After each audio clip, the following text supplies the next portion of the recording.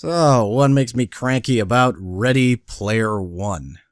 Of all the iterations of the Ninja Turtles they could choose for an Easter egg, they go with those godforsaken abominations from the Michael Bay movies. Seriously, what the hell? You could literally have any version of the Turtles as avatars in this world, including the original animated ones, and you go with those hideous things.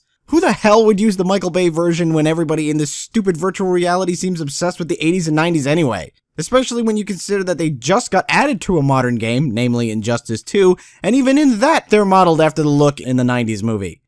And speaking of cameos, I see Triceratops hunter Steven Spielberg is still the most dinoist filmmaker in Hollywood, since all the dinosaurs are apparently on the bad guy's side. And unlike the turtles, they're impossible to miss. So much of the other stuff gets buried in the waves and waves of CGI garbage coming at you, but not the evil dinosaurs. Nah, they're front and center. Now, over-reliance on pop culture references was my chief concern with this movie because the trailers really made it seem like that was the point here. It felt incredibly patronizing, like, see, if we show you all these things you loved as a kid, you'll love this movie. But surprisingly, it was not the biggest problem with Ready Player One. Make no mistake, this movie is hitting that nostalgia button as hard as it can, as often as it can, to the point that it's both exhausting and incredibly distracting trying to keep up with all the references. But contrary to my expectations, it's not one cringeworthy how do you do, fellow kids kind of thing after another. Sometimes the callbacks and cameos are actually pretty clever and even rather funny. It's just too much, too often, and while that cheapens the effectiveness of all of them, it doesn't completely derail the movie.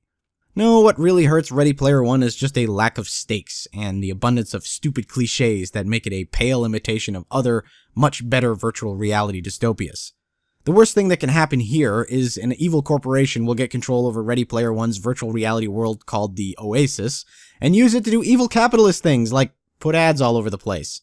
Since people can come and go from the Oasis at will, and most of them are already wasting their hard-earned money on digital goods that evaporate if their in-game avatar is killed, it's about as dangerous as Microsoft buying EA.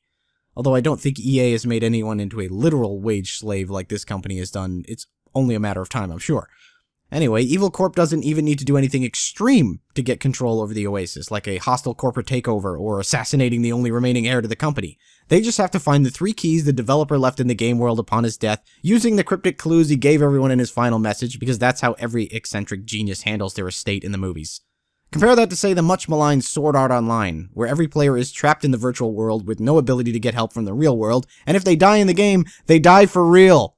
In the Oasis, you just respawn and start grinding all over again, which is only really an inconvenience if you're like our geek hero Parzival, aka Wade Watts, and have managed to accumulate a bunch of unique in-game stuff like DeLoreans and Duran Duran costumes, or you're like his aunt's idiot boyfriend and have flushed all of your savings buying in-game weapons.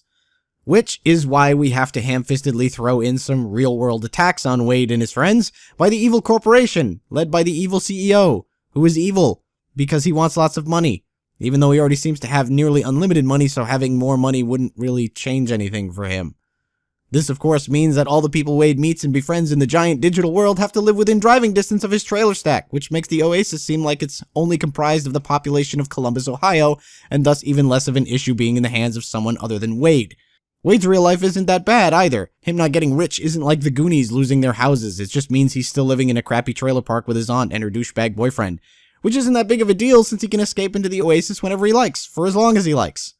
So it's really hard to care about what happens, especially since every time we're dragged back to the real world we get bombarded with increasingly stupid, boring stuff that reminds us this whole evil plot makes no sense in the first place. Putting aside the fact that for the sheer amount of money this evil corporation is spending to hire an army of players to scour the Oasis for the keys, they could have built their own newer, better version of the damned Oasis, and that even if they got control and started spamming it with ads, it would be all of 15 minutes before someone wrote an ad blocker to stop them from appearing, there's still absolutely no reason for Evil Corp to do anything to Wade in the real world whatsoever, because the keys are not unique items. Everyone who solves a riddle gets one, so all they really have to do is shadow him in the game, and as soon as he solves the last riddle, instantly kill his avatar with one of the numerous super unique items they can afford to buy, do the quest themselves, and they win. Or if they're that afraid he'll manage to do it before they can, simply hire a bunch of players to kill him every time he logs in. Hell, I'm sure there are trolls who would do that for free. Maybe the book made control over the Oasis more consequential and the path to obtaining it more limited, but as far as the movie is concerned, there's basically no reason to care whether or not Wade and his friends succeed. Not that they ever would have had a chance anyway, since some kids on 4chan would have used their weaponized autism to solve the riddles all of 5 minutes after the guy died and then promptly signed away the rights to the whole thing in the most trollish way imaginable. There are a lot of other nitpicky things I could get into, but the bottom line is that the movie just never gives me a reason to get invested in anything it does. I wish we spent the whole movie in the game, since the digital worlds are cool and well realized, even if the quality of the CGI varies due to how much of it there is.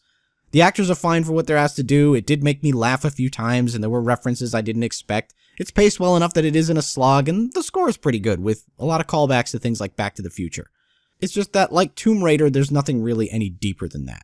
So it wasn't nearly as bad as I thought it would be, but it's still a pretty forgettable experience aside from seeing things like the Iron Giant realized in modern CGI.